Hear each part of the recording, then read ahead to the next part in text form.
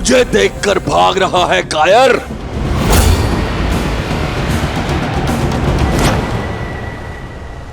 प्राण जाए फिर भी मैं आपसे युद्ध नहीं करूंगा भैया। अब प्राणों के सिवाय बचा क्या है तेरे पास कायर?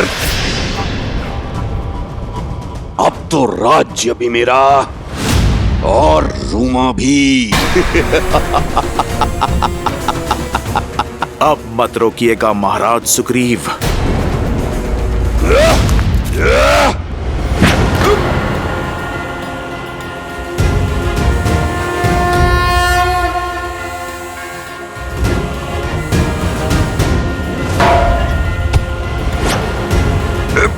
हनुमान!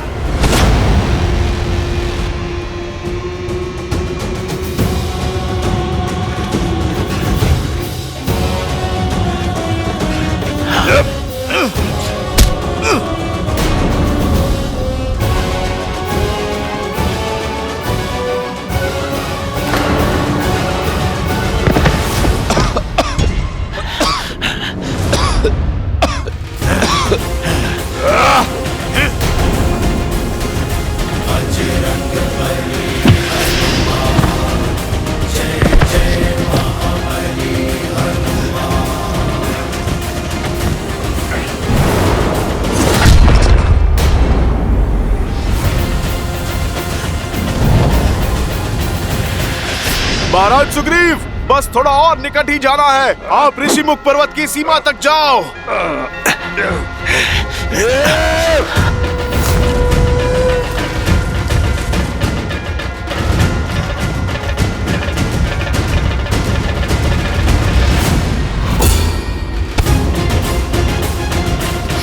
छोड़ो हनुमान मुझे, जाने दो।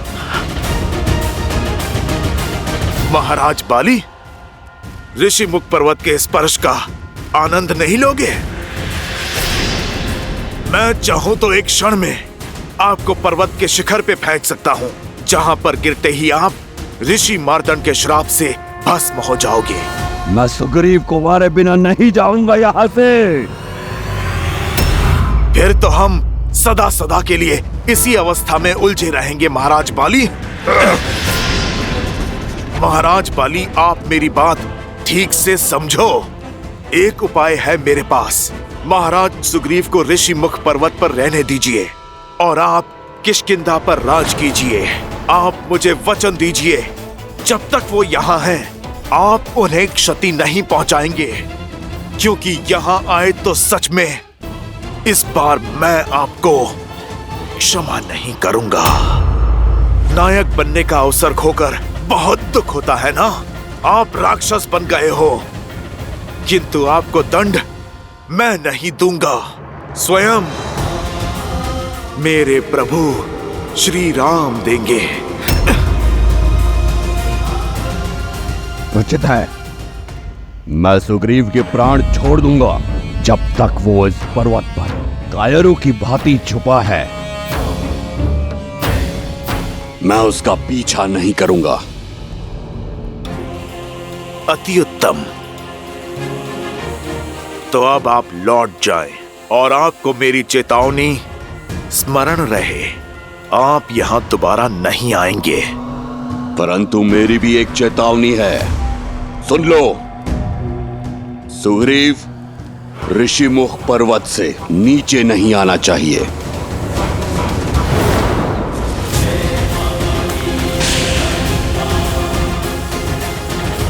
बाली, छल से मेरी शक्ति भी ले लो, तो भी मुझसे युद्ध करने के लिए तुम्हें सीमा को लांघना होगा।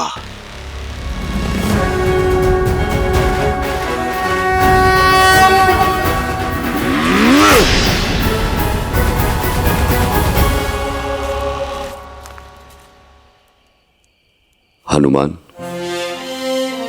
महाराज सुग्रीव, हम ऋषिमुख की सीमा में सुरक्षित आ चुके हैं।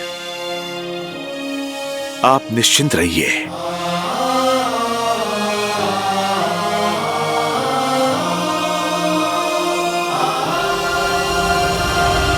धन्यवाद हनुमान, तुमने जीवन दान दिया है मुझे।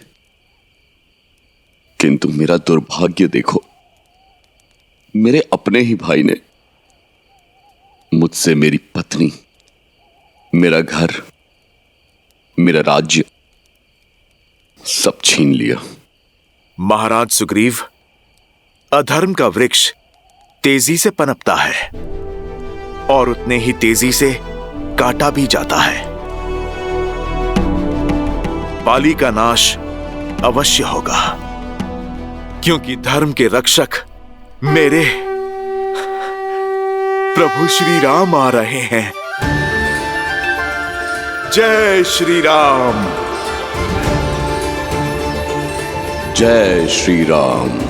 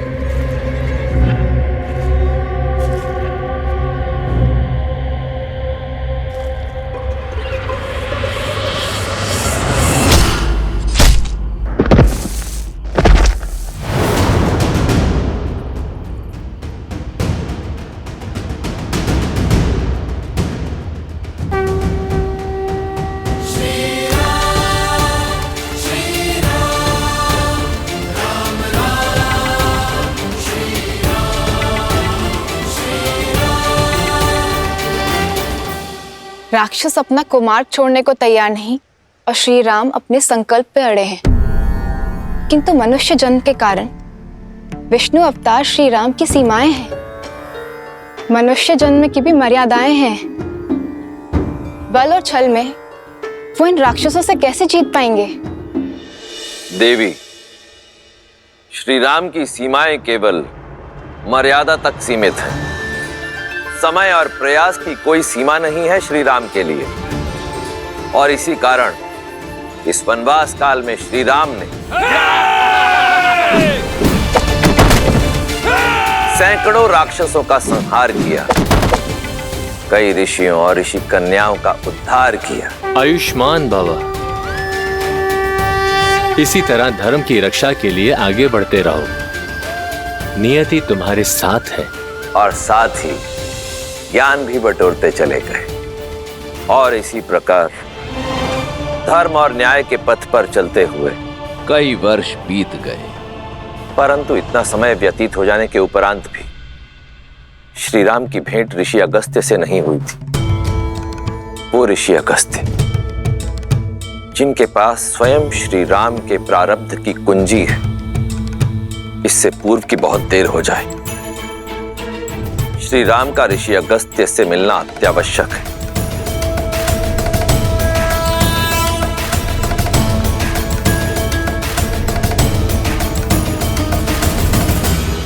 लक्ष्मण जी भैया, क्या बात है, तुम व्यथित लग रहे हो? इस वन में भटकते हुए लगभग कई वर्ष बीत गए भैया, किंतु अब तक हमें वो वृक्ष नहीं मिला है जो हमें ऋषि अगस्त्य के स्थान तक ले जा सके। कभी कभी तो लगता है कि क्या सत्य में ऐसा कोई वृक्ष है भी, या ये बस एक कथा मात्र है? मधुमक्खी नहीं जानती लक्ष्मण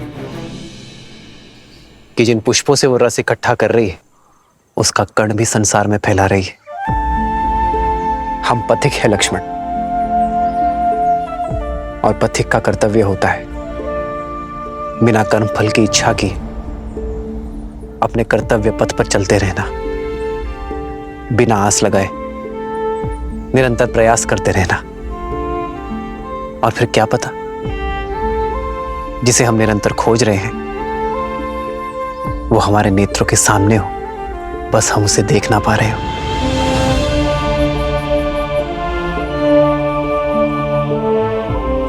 जी भैया। आओ सीता।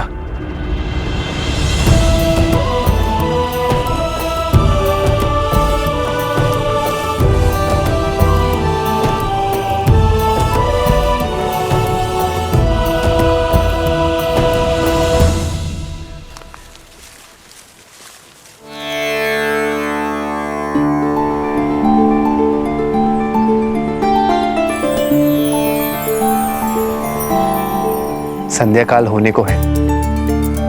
आज रात्रि हमें यही विश्राम करना चाहिए। जी भैया।